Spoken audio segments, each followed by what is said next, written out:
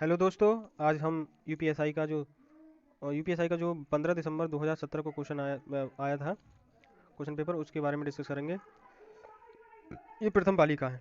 ठीक है, चलिए क्वेश्चन शुरू करते हैं। तो पहला क्वेश्चन कह रहा है, भारतीय संविधान का संसद को यह अधिकार देता है कि वह उपयुक्त कानून बनाकर नए राज्य बना सके और वर्तमान राज्यों के इलाकों और सीमाओं और नामों में परिवर्तन कर सके। तो ये कौन सा अनुच्छेद है, ये बताइए। तो जो अनुच्छेद 3 है, वो ये संसद को अधिकार देता है कि किसी भी राज्य के नाम में या उसके इलाके में सीमाओं में परिवर्तन किया जा सकता है, यहाँ तक कि नए राज्यों को भी बनाया जा सकता है। देखिए, इसके बारे में अगर हम और बात करें तो नए राज्य बनाने के लिए साधारण बहुमत की ज़रूरत होती है। साधारण बहुमत की ज़रूरत होती है। कोई पार्लियामेंट में आपको बिल पेश करके साधारण बहुमत से पास कर दीजिए और उस राज्य का या तो नया राज्य बन जाएगा और या फिर नए राज्यों के नाम में इलाके में परिवर्तन किया जा सकता है। एक चीज़ इससे रिलेटेड और ध्यान रखनी है कि जो आयोग है, फजल अली आयोग फजल अली आयोग है, वो वो 1953 में ये गठित किया गया था ताकि नए राज्यों को गठन पर उन्होंने अपनी सिफारिश दी थी। और इस आयोग का नाम था मतलब राज्य पुनर्गठन आयोग 1953। ठीक है दोस्तों। क्वेश्चन है, मुद्रास्फीति जनित मंदी डैश वास्तविक सकल घरेलू उत्पाद और बढ़ती कीमत के स्तर का एक संयोजन है। कैसे?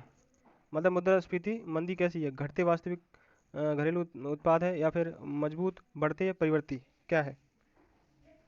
तो यह है घटते, यानी मुद्रास्फीति जनित मंदी घटते वास्तविक सकल घरेलू उत्पाद और बढ़ती कीमत के स्तर का एक संयोजन है। ओके। जैसे हमारी जो जीडीपी है, जो रियल जीडीपी है, वो तो घट रही है, परंतु जो हमारा वस्तु की कीमत है, जो वस्तुओं की कीमत है, उसमें वृद्धि हो रही है।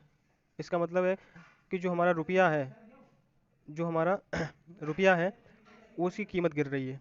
रुपया की कीमत गिर रही है, कीमतों की वस्तु की कीमत बढ़ रही है, और रियल जीडीपी जब घट रही है, तब हम कहेंगे तब हम कहेंगे कि यहाँ पर मुद्रास्फीति जनित मंदी है। औ- और इसे कहते हैं घटते वास्तविक सकल घरेलू उत्पाद और बढ़ती कीमत के स्तर का एक संयोजन है। देखिए, इससे ऐसा समझिए उसे कि जीडीपी तो घट रही है, ये देखिए, और इन्फ्लेशन बढ़ रहा है, यानी वस्तुओं की कीमत बढ़ रही है, और उसकी जो रुपये की कीमत जो है वो घट रही है। वैसे तो ऑब्वियस है, अगर इन्फ्लेशन बढ़ेगा यानी रुपये की कीमत घट रही है। तो जब ये दोनों चीज़ें मार्केट में होंगी, तब हम कहेंगे मुद्रास्फीति जनित मंदी है। ठीक है। क्वेश्चन कह रहा है, निम्नलिखित वास्तुकारों में से किसने राजा बिम्बिसार का महल बनाया था? तो किसने बनाया था? वो बनाया था महागोविंद ने बनाया था। ठीक है। तो जो महागोविंद थे, वो बिम्बिसार का महल बनाने वाले थे। और ये जो बिम्बिसार थे, वो हर्यक वंश से संबंधित थे। किससे थे? हर्यक वंश से संबंधित थे। हर्यक वंश से संबंधित थे। ठीक है। अच्छा, जैन साहित्य में ऐसा क्वेश्चन पूछा जा सकता है कि जैन साहित्य में बिम्बिसार को क्या कहा गया है? जैन साहित्य में बिम्बिसार को ऋणिक कहा गया है। क्या कहा गया है? श्रेणिक कहा गया है। ठीक है, श्रेणिक कहा गया बिम्बिसार को जैन साहित्यों में। ओके, आगे बढ़ते। क्वेश्चन में कह रहा है कि किस न्यायिक मामले में उच्चतम न्यायालय ने यह कहा कि कलात्मक स्वतंत्रता के नाम पर महात्मा गांधी जैसे किसी ऐतिहासिक रूप से सम्मानित व्यक्तित्व के विरुद्ध असभ्य शब्द प्रयोग नहीं किया जा सकते? कौन सा मामला था? उत्तर प्रदेश बनाम बनाम राज्य राजनारायण। बी था देवीदास बनाम महाराष्ट्र राज्य। तो जो बी वाला आंसर है वो सही है। यह है देवीदास बनाम महाराष्ट्र राज्य। ये 2015 का मामला है, जिसमें किसी प्रकार के कंटेंट में ये कहा गया था, महात्मा गांधी का मजाक उड़ाया गया था। तो देवीदास बनाम महाराष्ट्र सरकार में ये सुप्रीम कोर्ट ने फैसला दिया था कि किसी ऐतिहासिक सम्मान प्राप्त व्यक्ति की मखौल नहीं उड़ाया जा सकता। ठीक है, तो सुप्रीम कोर्ट का ये फैसला, नाम याद रखना, देवीदास बनाम महाराष्ट्र राज्य। कहा गया है MAT मैट न्यूनतम वैकल्पिक कर या फिर मिनिमम ऑल्टरनेटिव टैक्स डैश पर किस पर लगाया जाता है? बताइए किस पर लगाया जाता है? ग्रीन फील्ड कंपनियों पर, ब्राउन फील्ड कंपनियों पर, जीवन बीमा व्यवसाय पर, या कर कंपनी पर?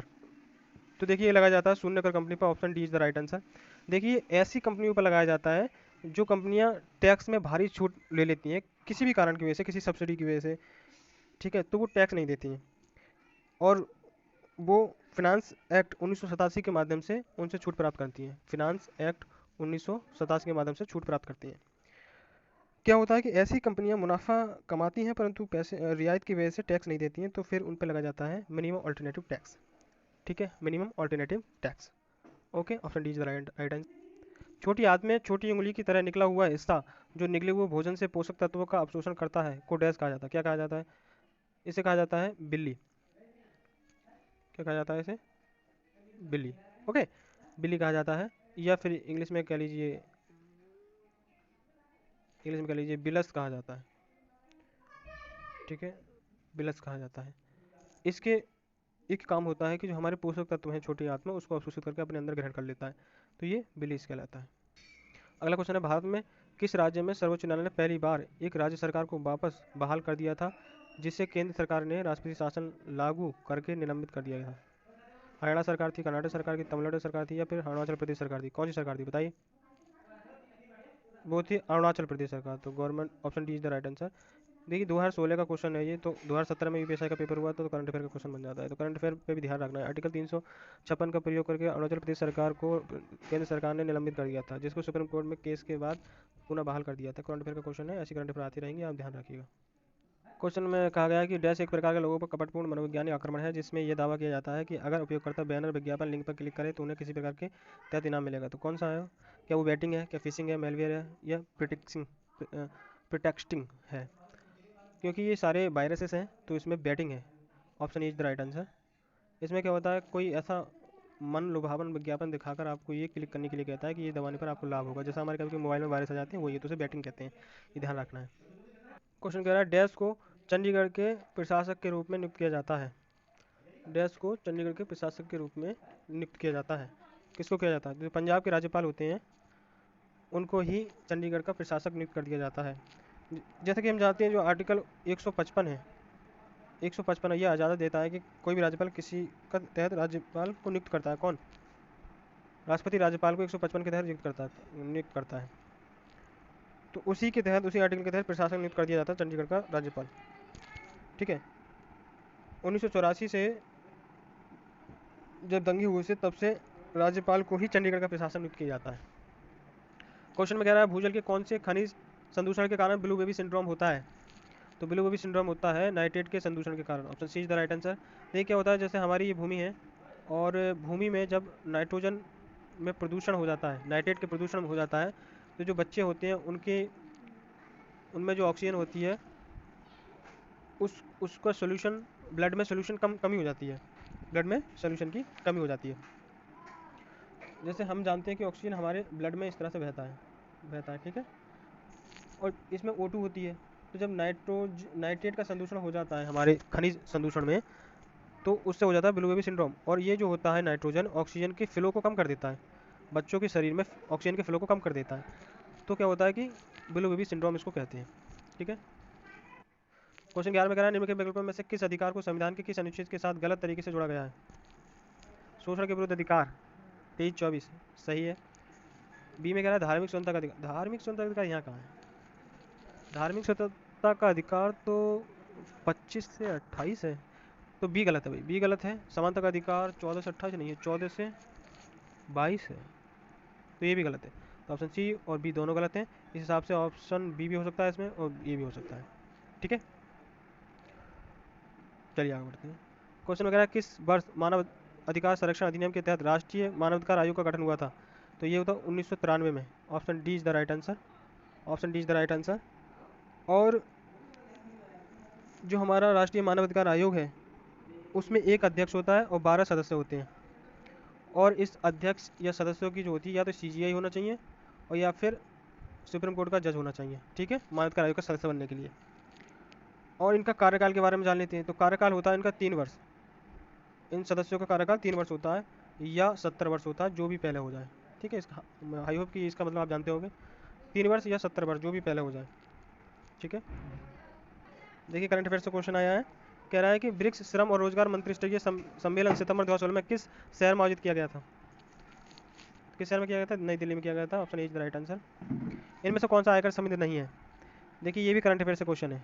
इसमें जो बैट है ऑप्शन सी वो राइट आंसर है, क्योंकि बैट 2017 में GST लागू होने के बाद खत्म कर दिया गया था, जिसका नाम था वैल्यू एडिड टैक्स।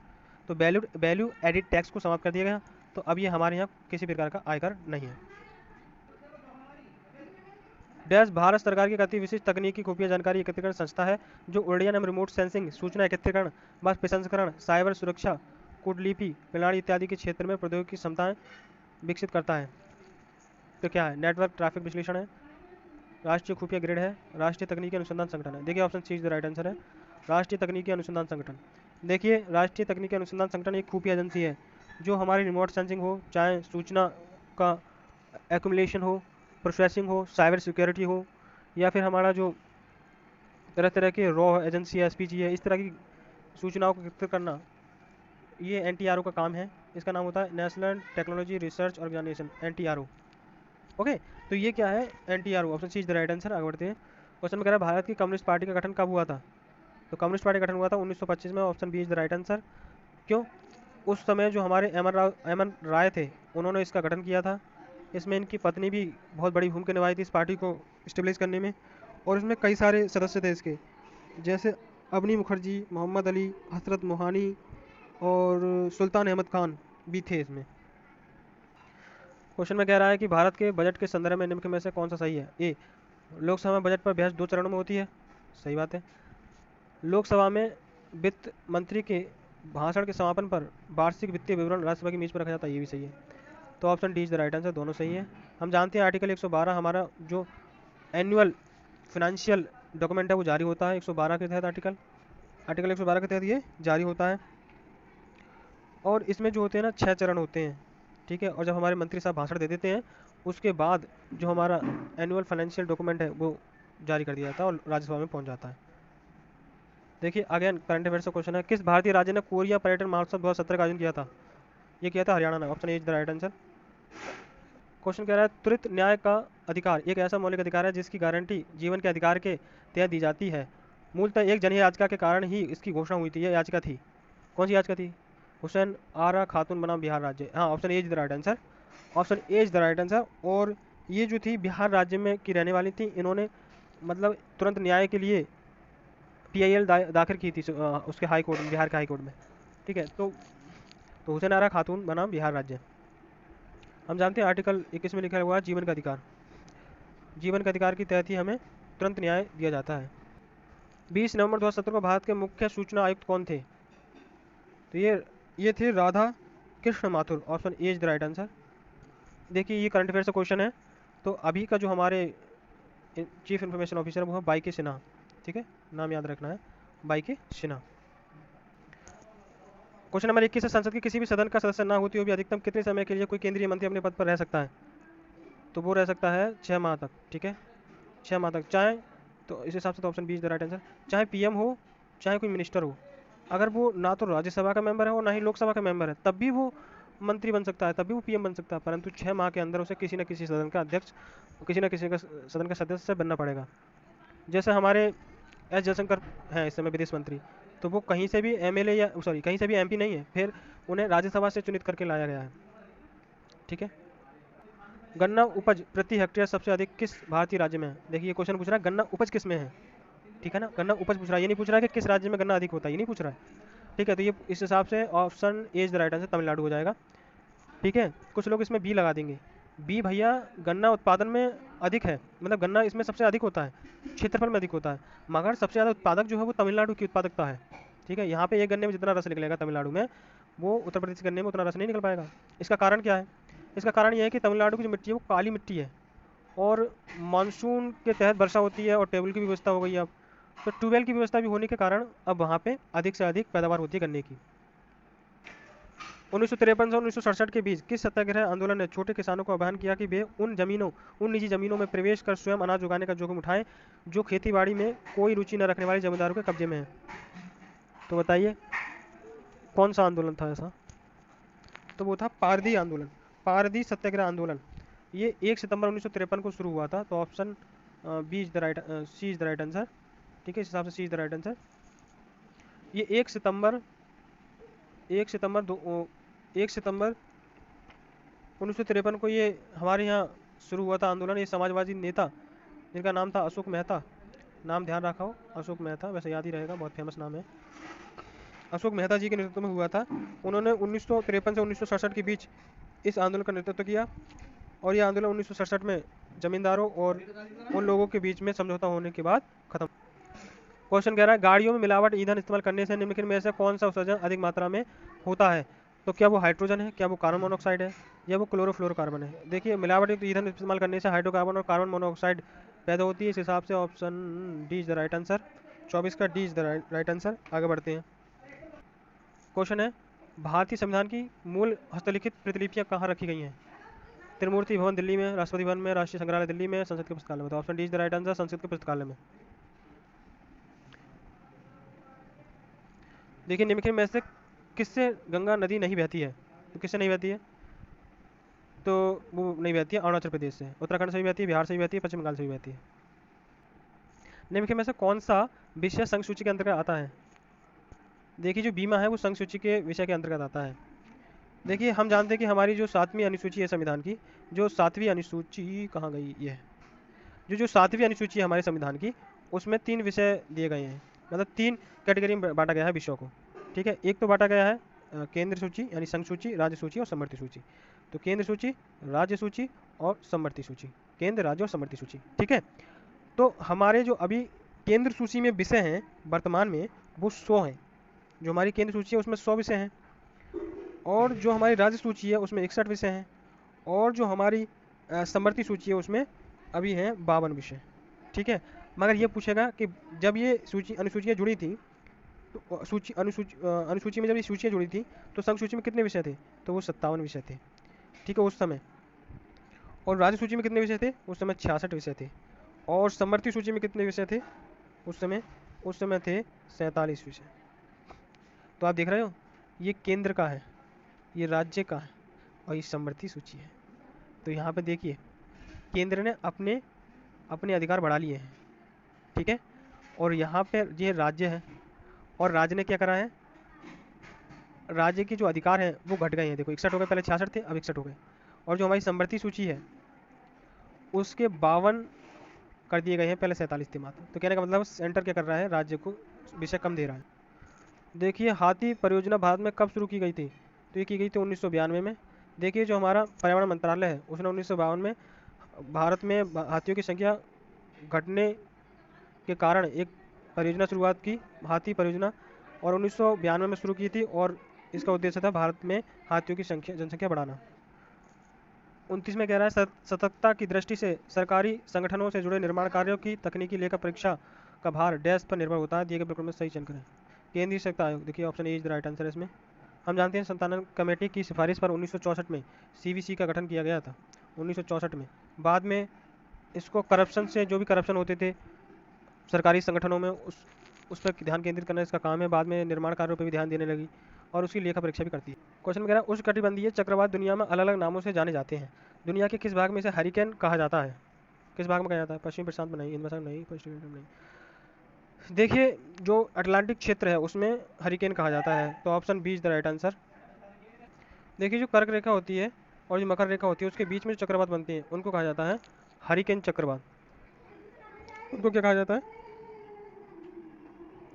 उष्णकटिबंधीय चक्रवात कहा जाता है। क्या कहा जाता है? उष्णकटिबंधीय चक्रवात। ठीक है, विधान परिषद में संख्या बल के संदर्भ में निम्नलिखित में से कौन सा सही है? ऑप्शन ए है कि कमेंट मतलब कि जो विधान परिषद के सदस्यों की कुल संख्या विधान सभा के सदस्यों की कुल संख्या के 1/3 से अधिक नहीं होगी। सही बात है। बी है विधान परिषद के सदस्यों की कुल संख्या 40 से कम नहीं होगी। ये भी सही बात है। इस हिसाब से option A is the right answer. ठीक है, जैसे कि हम जानते हैं आर्टिकल 169 में ये कहा गया है कि हमारी जो विधान परिषद है उसका निर्माण, उसका कितने सदस्य होंगे, ये सब उसमें कहा गया है। ठीक है, कौन सा क्षेत्र भारत में प्रत्यक्ष विदेशी निवेश के तहत प्रतिबंधित नहीं है? कौन सा क्षेत्र नहीं है प्रतिबंधित? कौन सा? तो जैसा कि हम जानते हैं तो इसमें जो चाय बागान है वो प्रतिबंधित नहीं है, चाय बागान प्रतिबंधित नहीं है। 30 नवंबर 2017 को संघ लोक सेवा आयोग के अध्यक्ष कौन थे? संघ लोक सेवा आयोग के अध्यक्ष कौन थे? चलिए करंट अफेयर से कौन सा क्वेश्चन है, उस समय थे डेविड आर सिमली। Option B is the right answer. Question number 34 है भारतीय दंड संहिता की कौन सी धारा ये कहती है कि दंड की अवधियों की गणना करने में आजीवन कारावास को 20 वर्ष के अंतराल के तुल्य माना जाएगा? तो कौन सी धारा ये कहती है? जो धारा 57 है वो कहती है कि जो हमारी अवधि है वो 20 वर्ष मानी जाएगी कारावास की। तो option A is the right answer. Question निम्न में से कौन सी मेमोरी की इकाई है जिसके पास अधिकतम भंडारण क्षमता है? तो ऑप्शन ए है मेगा बाइट यानी एमबी, बी है गीगाबाइट जीबी, सी है टेराबाइट टीबी, डी है पेटाबाइट पीबी। तो ये है petabyte. Option D is the right answer. Question है अन्य सभी प्रशासनिक सेवा की तुलना में डैश के परीक्षार्थी अपनी प्रशिक्षण का अधिकतर हिस्सा भ्रमण में गुजारते हैं? कौन? आईएएस, आईपीएस या आईईएस या आईएफएस? देखिए आईएएस की 1 साल की ट्रेनिंग होती है, आईपीएस की भी 1 साल की ट्रेनिंग होती है, और आईईएस की भी 1 साल की ट्रेनिंग होती है। मगर ये जो विदेश सेवा होता है IFS, उसकी 15 माह तक ट्रेनिंग होती है, 15 माह तक ट्रेनिंग होती है। तो इसलिए सबसे ज़्यादा जो होता है प्रशिक्षण या टूर IFS अधिकारियों का होता है। क्वेश्चन क्या, निम्नलिखित में से कौन सा वक्तव्य भारतीय संविधान में स्थित राज्य के नीति निर्देशक तत्वों में विनिर्दिष्ट रूप से उल्लेखित है? राज्य अपनी नीति का विशिष्टतया इस प्रकार संचालन करेगा कि सुनिश्चित रूप से पुरुषों और स्त्रियों दोनों का समान कार्य के लिए समान वेतन हो। सही बात है। दूसरा कह रहा है पुरुष और स्त्री कामगारों के स्वास्थ्य और शक्ति का तथा बालकों की सुकुमार अवस्था का दुरुपयोग ना हो और आर्थिक आवश्यकता से विवश होकर नागरिकों को ऐसे रोजगार में ना जाना पड़े जो उनकी आयु या शक्ति का अनुकूल ना हो। तो ऑप्शन बी भी राइट आंसर है, option C is the right answer. Dash वर्ष 1992 में गठित एक वैधानिक निकाय है एवं शीर्ष राष्ट्रीय संगठन है जिसके पास महिलाओं के हितों की रक्षा एवं संवर्धन करने का कार्य है। ऑप्शन है राष्ट्रीय महिला आयोग, नेशनल अलायंस ऑफ वुमेन, महिला एवं बाल विकास विभाग, समानता एवं समावेशन केंद्र। कौन सा सही है? तो ऑप्शन ए राष्ट्रीय महिला आयोग ये सही है। राष्ट्रीय महिला आयोग सही है। 1992 में इसकी स्थापना हुई थी और इसके जो सदस्य होते हैं वो बहुसदस्य है। ये संस्था बहुसदस्य है और इसका जो कार्यकाल होता है वो कार्यकाल होता है 3 वर्ष का। 3 वर्ष का कार्यकाल होता है। क्वेश्चन निम्नलिखित में से किस पद्धति से भारतीय व्यक्ति की नागरिकता रद्द नहीं हो सकती? त्याग से, समाप्ति से, वंचन से। इनसे तो हो सकती है। तो देशीकरण से नहीं हो सकती। हम जानते हैं आर्टिकल 5 से लेकर 11 तक नागरिकता की बात कही गई है, तो उसमें देशीकरण से हमारी नागरिकता रद्द नहीं होती है। क्वेश्चन नंबर 40 और अंतिम क्वेश्चन है, इस यातायात संकेत का क्या अर्थ होता है? आगे रास्ता ऊबड़ खाबड़ है, आगे गार्ड सहित लेवल क्रॉसिंग है, आगे गार्ड रहित लेवल क्रॉसिंग है। तो इसमें option C is the right answer है क्योंकि इसमें गार्ड रहित रेलवे क्रॉसिंग है। Option C is the right answer. चलिए दोस्तों, अगर ये वीडियो पसंद आई आपको तो लाइक कीजिए, सब्सक्राइब करिए और शेयर करना ना भूलिए। Thank you.